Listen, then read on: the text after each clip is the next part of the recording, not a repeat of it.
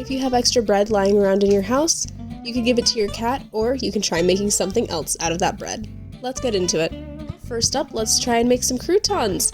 Grab 2 slices of bread and go ahead and cut them into small squares. Once you have your small squares, go ahead and place them aside. I recommend cutting up 2 slices of bread instead of 3 just because there's added difficulty in doing 3 slices of bread. Your safest and easiest bet is just doing 2 at a time.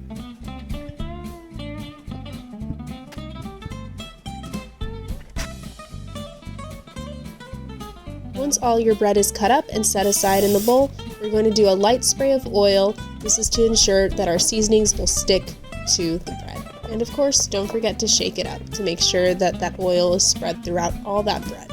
When it comes to seasoning, you can season it as you like. What we decided to do here was more of an herby type seasoning.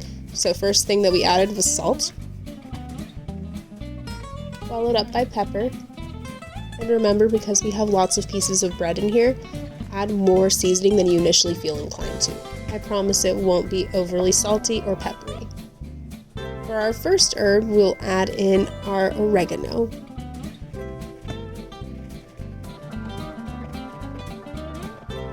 Let's add in some more color by adding some parsley.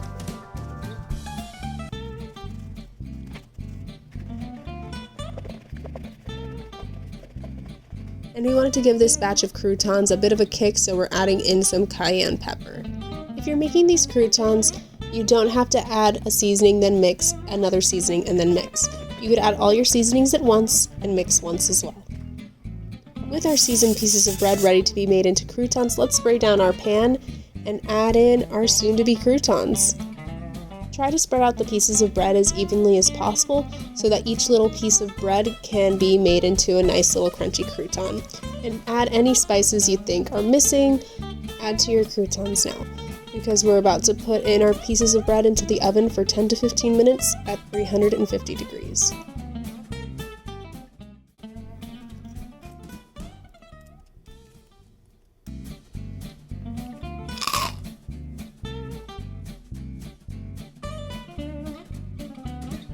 Something else you can make with old bread?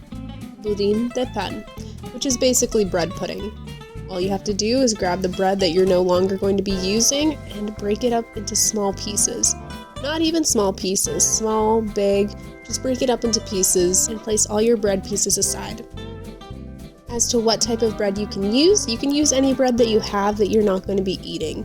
We are using English muffins, we are using wheat bread, white bread, sliced bread, and non-sliced bread.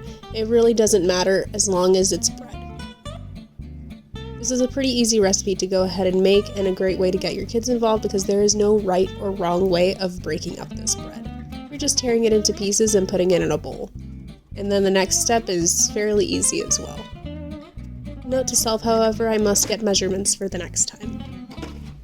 Once your bread is in your bowl, just add in your milk and fill it to your little heart's desire, but make sure there's more bread than there is milk. And you're just going to soak that bread into the milk. You can add even some heavy cream if you really want to. Add in a little bit of sugar to add in some additional sweetness within this mix. Now what we have to do is leave this concoction in our fridge overnight. We're going to allow the bread to sit in this milk, absorb as much milk as possible, prior to our baking session the next day. Once the next day rolls around, you're going to get your pan and cover it in butter because we don't want any of our mixture getting stuck to the pan. And we're going to add a light layer of brown sugar to the bottom of our pan. This is going to add a nice, sweet, delicious caramelized topping to the budin.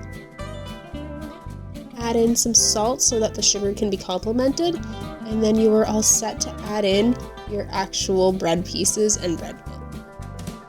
Spread the bread pieces evenly, that way you have an even distribution and an even looking cake. And get ready because we're going to be baking at 350 to 375 for 2 hours. But I promise it's worth it. Your end result should be golden at the top. You can see I added some more sugar crystals or brown sugar at the top, and it came out great. Something that's recommended is to stick a spatula between the budin and the pan. That way the boudin doesn't get stuck onto the pan. I personally should have used more butter to prevent this too. And here you have your golden dessert.